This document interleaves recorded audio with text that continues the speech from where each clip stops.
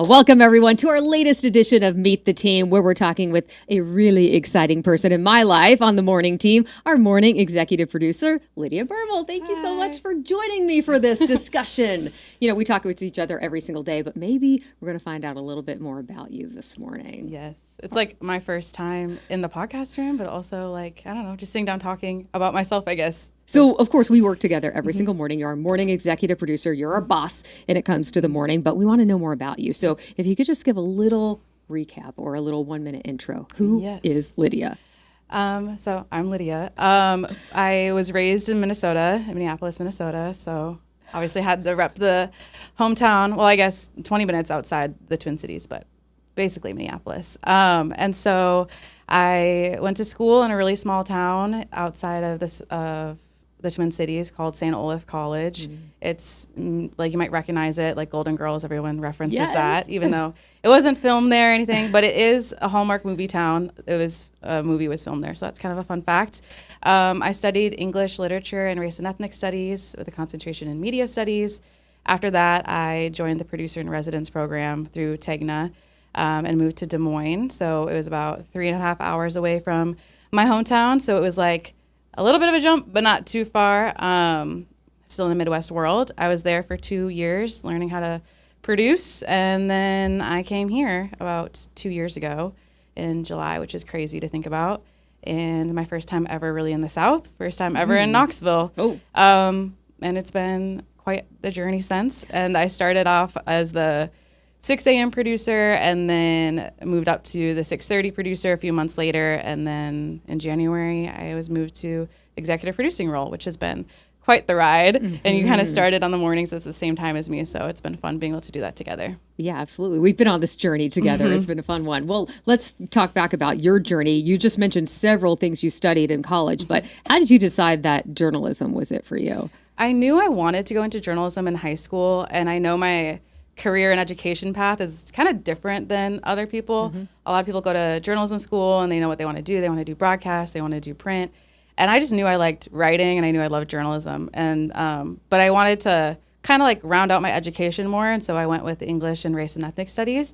And I'm really glad I did that, even though it was kind of different for me to go from that experience then into broadcast. Like I walked in to my first job, and I did not know what a VOSOT was.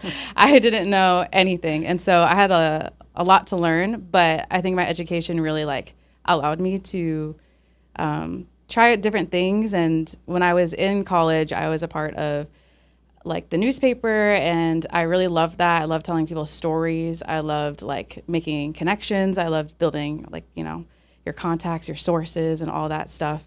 And just kind of being in the know of your community, because people come to you then and they're like, hey, I heard this was going on, or come to this event or whatever. And I loved it because it made me feel like a part of something bigger than myself. And then when I got the opportunity to kind of go into broadcast, it wasn't something I was planning for.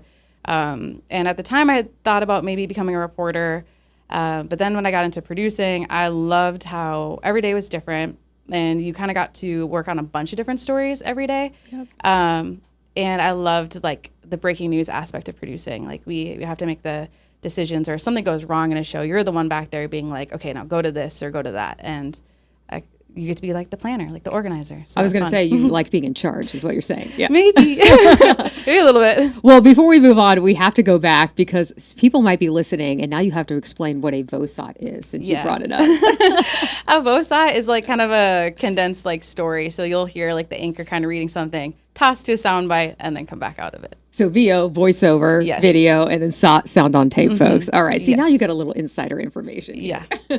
So let's move back to your journey. You mentioned that you kind of started and made your way here because you were in the producer in residence program, and that's what led you here. Did you get to pick where you're going to go, or why East Tennessee? Yeah. So I think it's kind of funny, too, because Alyssa Stoney was a part of my producer in residence class, and now we're both in Knoxville, both in executive producing positions. And we're both not from here, which I think is so fascinating.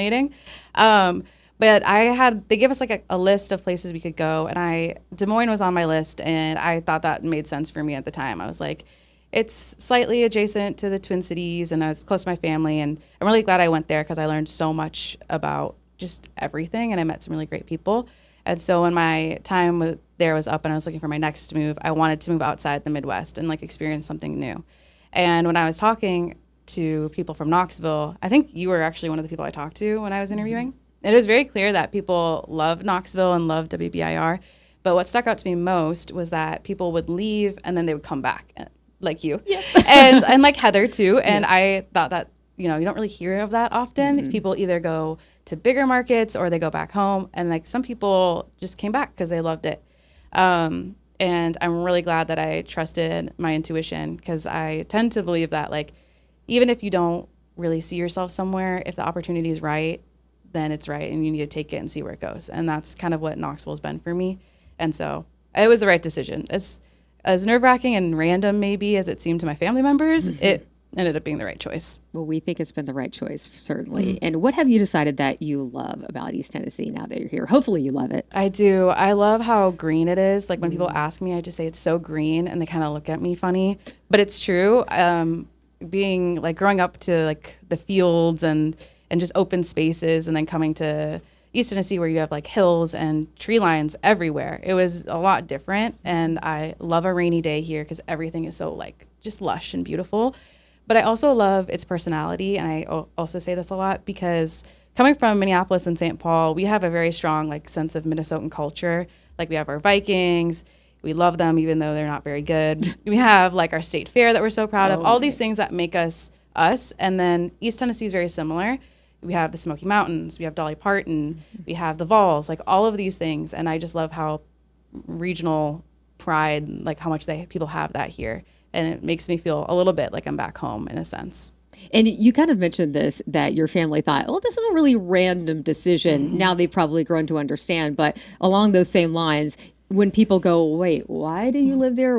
How would you describe this place to someone who doesn't understand why we're here and who we are? I would just say it's like it's just like a really unique, warm, inviting place I've found. I think people here are really welcoming and want you to love East Tennessee, which makes you kind of fall in love with it more. Like people are passionate about why they like things here. But there's just a sense of community, and I think I've seen that a lot through not just my personal relationships here, but through our work. We run stories, and we have people reaching out, being like, how can I help that family that's affected?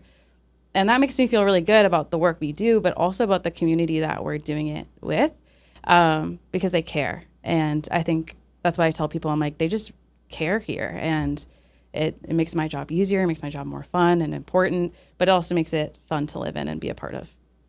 Well, certainly we've been involved in lots of different stories, some that can help people in the community. But is there one story throughout your career, whether it was here or not, that really stands out to you that sort of has meant the most that you've been involved in covering? Yeah, there's been a few. I'll share one from my time in Iowa and my time here. When I was in Des Moines, there was a school shooting in one of the cities that we covered. And obviously when you cover that, it impacts, everything and everyone. And one of the people who died was the principal at that school. And I remember the next day after he had passed away from like his injuries, and my assignment that day was to create a segment honoring his life and just kind of building that. And it just like really stuck with me because I was like, this was a man who laid everything out for, his students. And I was so honored to be able to do that in a way and just be able to tell his story. I think that will always stick with me. And I remember any time now when we cover things nationally like that or locally, it just, it kind of changed me as a journalist and how I approach things. And then here, we did a live show out in Morgan County after they were affected by tornadoes for what I think was like the third time in a row. Yeah. Forgive me if I'm wrong, but they had been hit back to back with storms. And so we invited a bunch of people into a local shop and kind of spent the day talking to them about what they've been through, and just seeing them like share their story, be so willing, so welcoming, but then also seeing the response after of people signing up to volunteer to help clean up debris, donate money, donate supplies. That really was exciting and impactful for me, and again made me feel like this place is special. Like this is a place where people want to help each other in any way they can, and just to be a piece of that and a part of that is, I don't know, an honor of a lifetime. And it sounds like this passion is coming through for journalism. I think we both understand that. But if you had to pick a different career, I mean, what do you think you would be doing if journalism hadn't found you? Yeah, I always think about that, and I think I would go probably into event planning because it kind of makes sense. It overlaps Yeah. a little bit, Yeah. and like you might not think it does, but like on the daily, we're organizing, we're planning things, we're communicating, and then we're problem solving. And so I think all those skills would be transferable into that, and I had a taste of that when I helped kind of my brother with his wedding, and I'm like, it'd be kind of fun. I mean, we've talked a little bit about this. Do you want to talk about some of the planning, that unexpected planning you did for your brother's wedding? However much you want to share. Yeah, I love you to my brother. I do. But the night before, he was like, "Hey, can you like help DJ and read a speech and all this?" And I was like, "Yeah, for sure." I flew in the morning of his wedding too, so it was fun, and I got to do my sister-in-law's hair, which was really special. And I look back at it, and I had a great time, and I'm so glad I was able to help with that. But it was typical producer fashion, like flying by the seat of my pants and figuring it out as I went. So it was a good time. It's kind of like, if you can handle that, I bet you can handle anything in this business. I mean, the stakes were high. And like, they were very high. And I kind of was like, if I can handle breaking news, I can handle this wedding. And so that's why I think that's probably what I would do. And you talked about some of the stories that really sort of impacted you, but is there a person or a thing or a place or something about how we operate here or elsewhere that inspires you as a journalist? Yeah, I would say we're so blessed to be surrounded by so many great journalists like you. And I really get my inspiration from our team every day. And I think we push each other to be better and encourage each other to be better too, in a really supportive and healthy way. But I also think in my first station, when I was learning everything and I was kind of doubting myself a little bit, being like, how did I get here?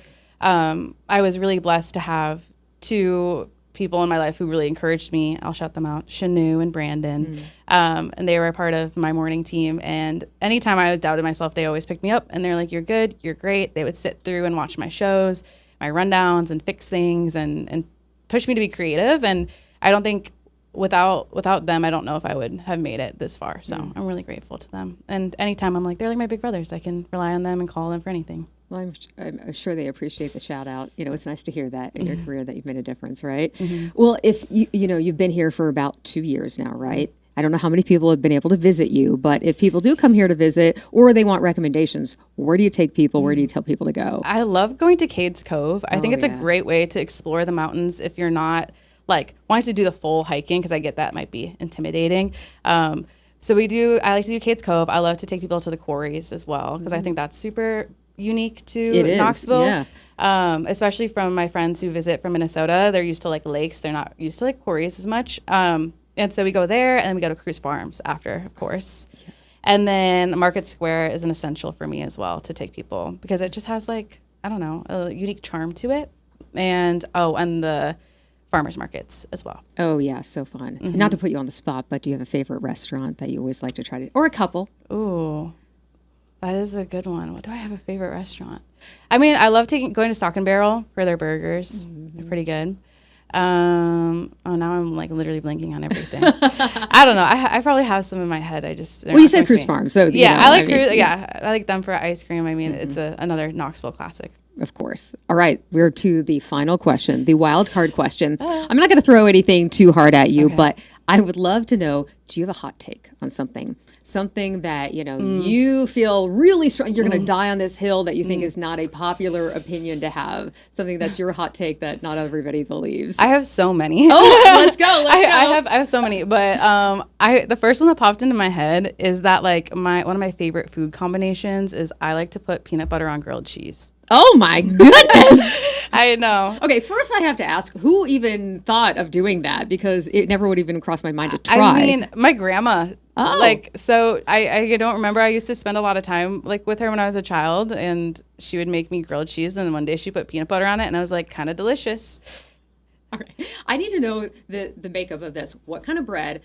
Peanut butter and what kind of cheese, and do you put it in together and then I mean like anytime people are like, oh, that's so weird, but people have like peanut butter and jelly on their like cheeseburgers, so it's like kind of like that. Not like, everyone, but I get you. But like you go to a restaurant, it's like on the menu, so it's just like the vegetarian option. But no, I don't really have a science behind it. I just kind of put it on my sandwich and it's like something with the creaminess and like the sweetness and salty and like the gooiness. I can get on board, but it's all melted inside. I'm just asking because Yeah, maybe it's not I'll like on the try it. outside. Okay, yeah. Yeah, I feel whenever people are like, maybe I'll try it, I'm like, maybe don't, because I don't want you to judge me even more.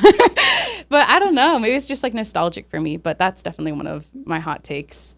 Yeah. Do you have another you want to share before we you said just that you had so many. We can end it right there, but I feel like when I put on the spot, it's like a blank. If you like taped me up and had me in the newsroom, you could probably hear it like 5 hot takes before the shift is done. But right now I'll just stick with that one. Okay, that sounds good. Ending with a good food recommendation. Love it. All right, Lydia, thank you so much. Thank you. So good to catch up. Well, of course, we have many other team members that you can meet. You can go online right now to WBIR.com or to our streaming app where you are right now, and also find out more about our team members. Thanks for joining us.